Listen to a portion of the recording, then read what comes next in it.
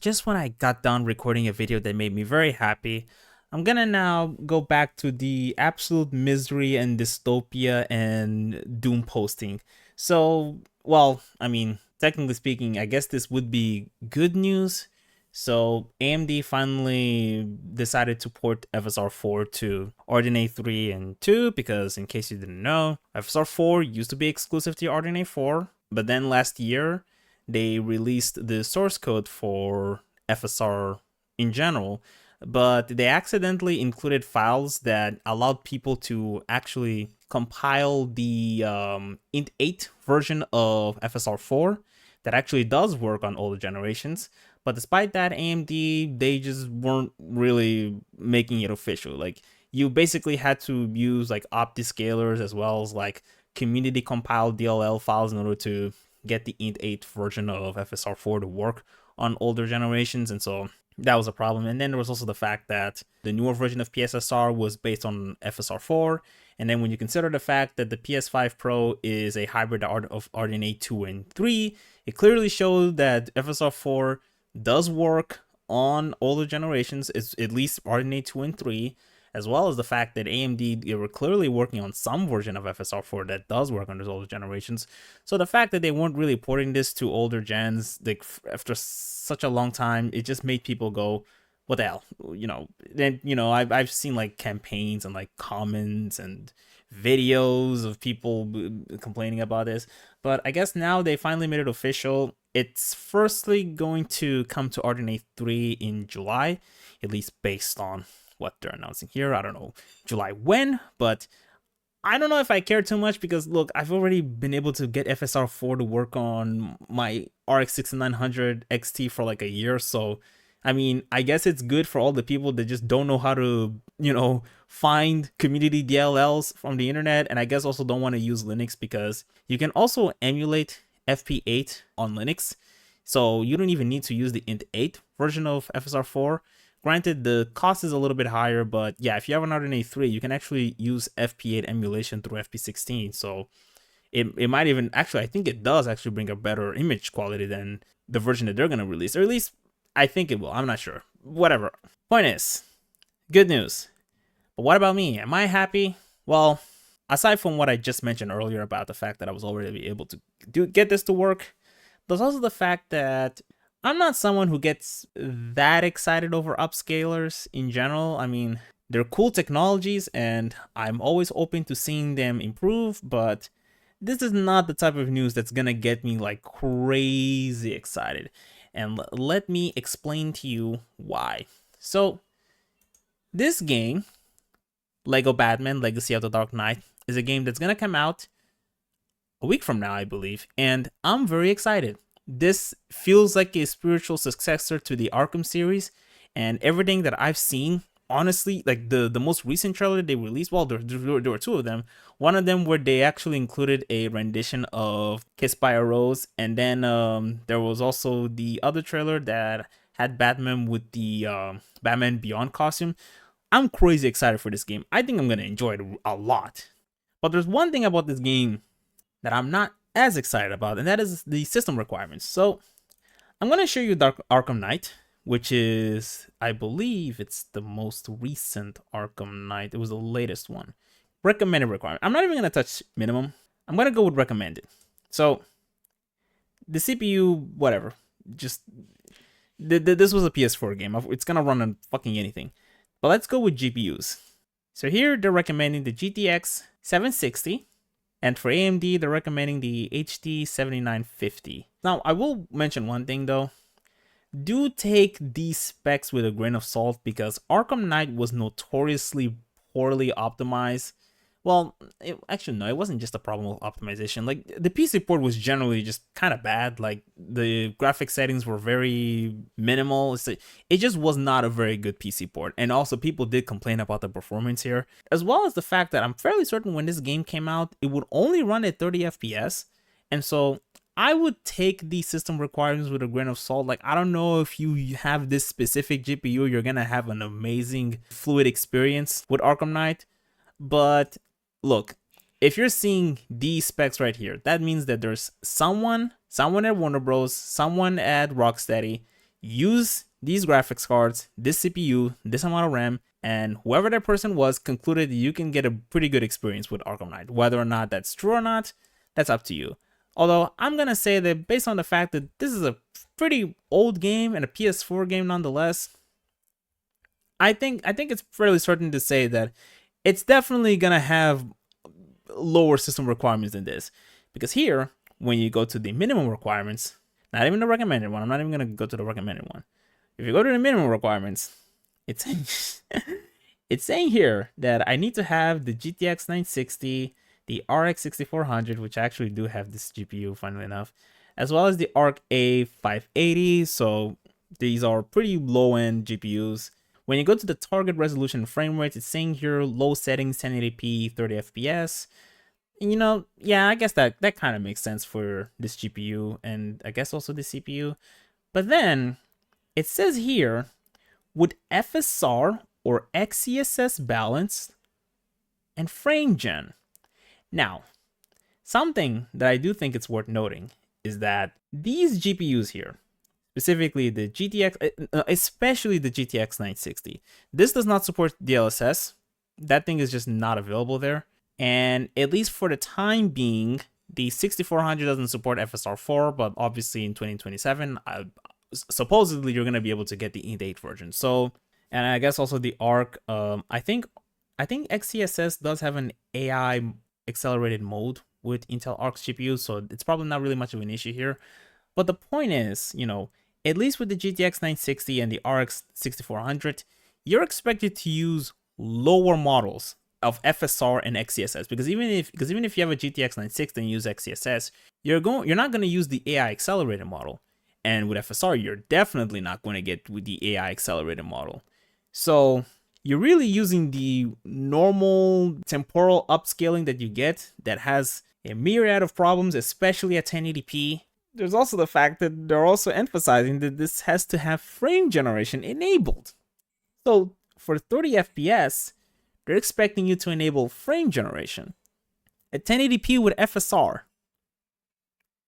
This is not great. This is not great at all. And honestly, even if we go to recommended, like they're recommending here the RTX 2070 Super, the RX 6650 XT, the Arc B580, these are not weak cards by any stretch of the imaginations. These are fine as GPUs.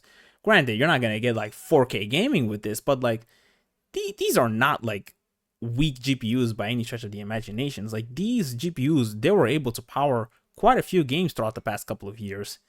And they're saying, you know, medium 1440p, 60 FPS with DLSS. And one other thing I also want to mention is that now that we have the 2070, we do have access to DLSS 4.5. But it's also worth noting that with DLSS 4.5, it runs well with like newer architectures like Lovelace and Blackwell. But once we start going to Turing and Ampere, like the model starts to get a little bit heavy, and so you're not gonna get the same performance games as you get with more recent GPUs. And so using those higher models, they do tend to come with a performance cost. And they're also saying, hey, you need to have frame generation enabled. I'm not gonna get a 4K. This is just embarrassing, honestly. These two here, the minimum and recommended, they're telling me that I have to use, and also one other thing, with minimum, they're actually expecting me to use the balance, not even quality. So 1080p at balance with the non-AI accelerated version of FSR and XeSS. Just think about that if you have a GeForce card. And then, god damn it, this is getting me a headache. I was so happy talking about Magical, something that makes me happy, and now I have to talk about gaming and whatever. And then when we go to recommend it, they're still saying, okay, this time they're all recommending quality mode, which is, I guess, better, but they're still saying I have to enable frame generation. And so frame generation with 60 FPS. So you're running at 30 FPS and doubling the frame rate to 60. So I hope you understand why this news right here doesn't necessarily leave me too excited, because when I look back at this game, at the time, if you wanted to get a game to run at good frame rates, you had to tweak the game to actually allow the current hardware that's available when this game is released to be able to run at those higher frame rates. But here, they're essentially saying use technologies like frame generation and FSR, upscaling, things that, in my opinion, degrade the image quality. Frame generation, not just that it degrades the image quality, it also ruins the latency. This is the solution for optimizing games. And so, for me personally, I am a much happier person if AMD, Nvidia, and Intel come up with new technologies that improve the experience, that isn't just running the game like instead of before where you could run the game at 720p. Now if you run the game at 480p, it's gonna look closer to 1080p. Isn't that cool? No, it's not cool. I don't want to run games at 420. I don't want to run games at 480p. It's like that one video where someone was like, I just played Marvel Spider-Man 2 at 360p.